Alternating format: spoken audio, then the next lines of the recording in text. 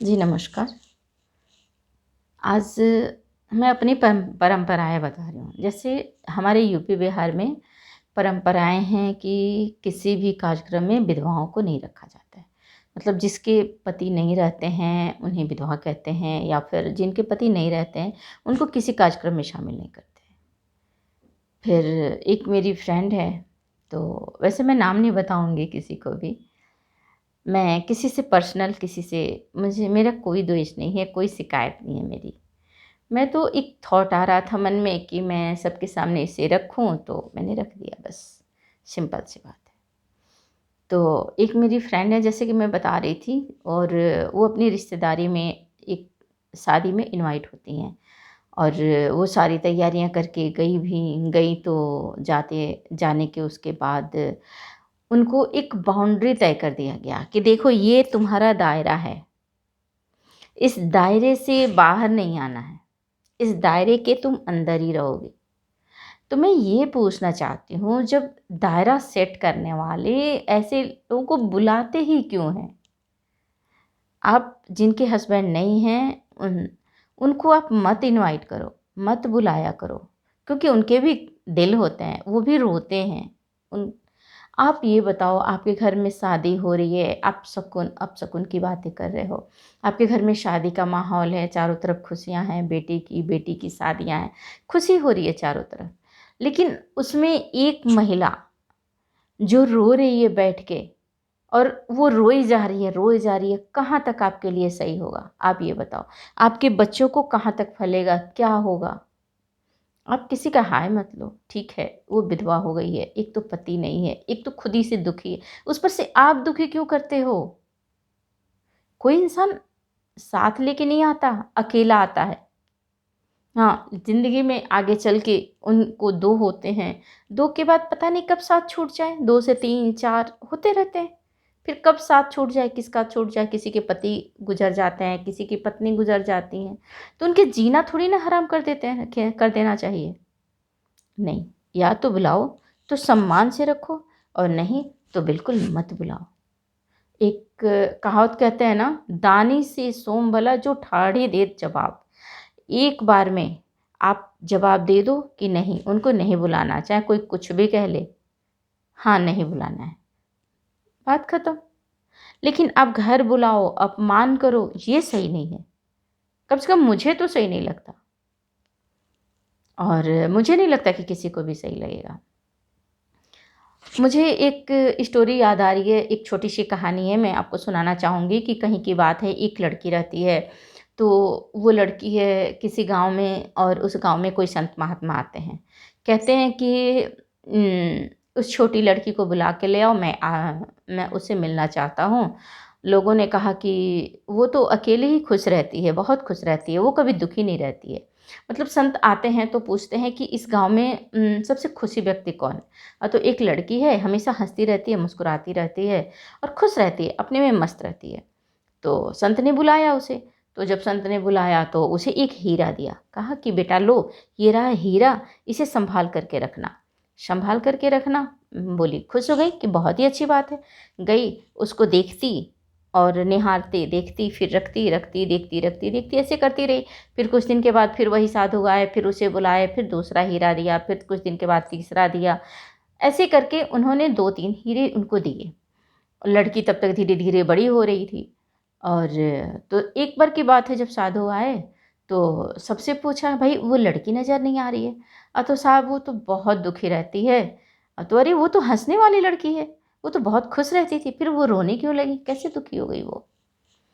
तो गाँव वालों ने बताया कि महाराज उसके उसे आपने हीरे दिए थे, उसका बस जो सबसे पहला बड़ा हीरा दिया था वो उसका खो गया, तो बुलाओ उसे। तो बुलाया गया, वो लड़की आई, आकर के महाराज के कदमों में गिर गई कि हे प्रभु, आपने 4 हीरे दिए थे मुझे, और ये जो सबसे बड़ा और पहला हीरा दिया था, मैं लेके बहुत खुश थी, पर मेरे से खो गए। मैंने चाहा सँभालना पर नहीं सँभल पाया, मेरे से खो गए। अब मैं कैसे रहूँ? क्या करूँ? कैसे मुँह दिखाऊँ आपको? तो संत सोचने लगते हैं। कहते हैं, बेटा ये बता, जब तेरे के पास हीरे नहीं थे, तो तू दुखी थी क्या? नहीं बाबा, मैं दुखी तो नहीं थी। तो फिर क्या हुआ? जब मैं पहली बार आया था तब भी तू हंसती रहती थी और बहुत खुश थी। सबने बताया कि वो लड़की बहुत खुश रहती है, कभी रोती नहीं है। और अब क्या हुआ तुझे?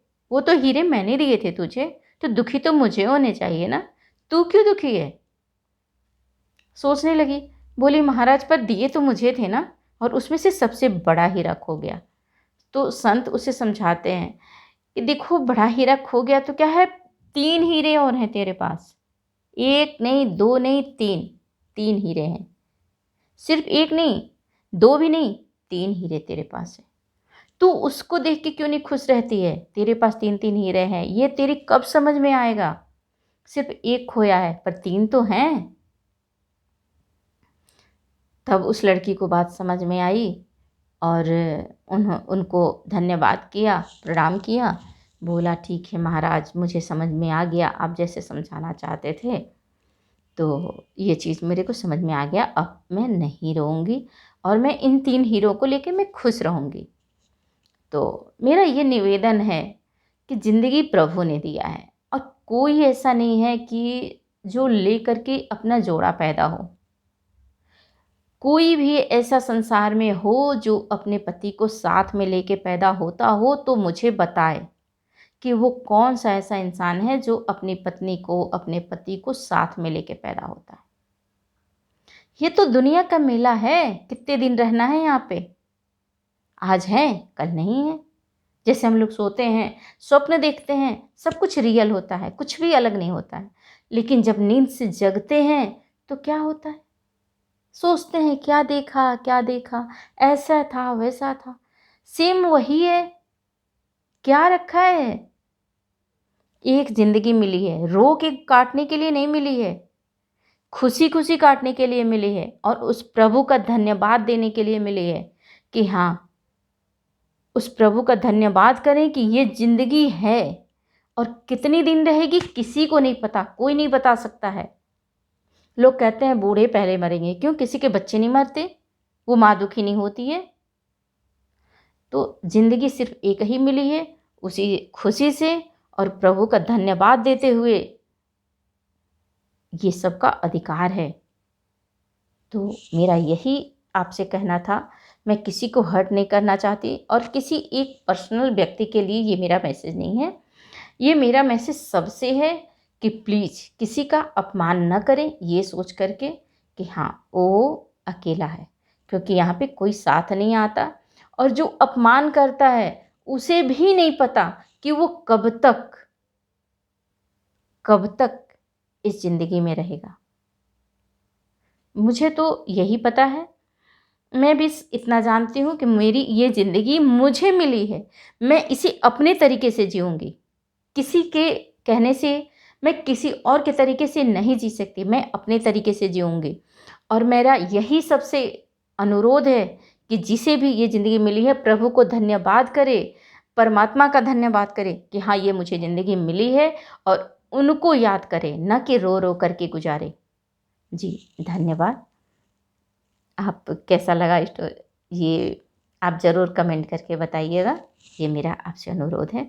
और अगर बुरा लगा तो भी बताइएगा, मैं इसमें ज़रूर सोचूंगी इस बारे में। ठीक है, नमस्कार।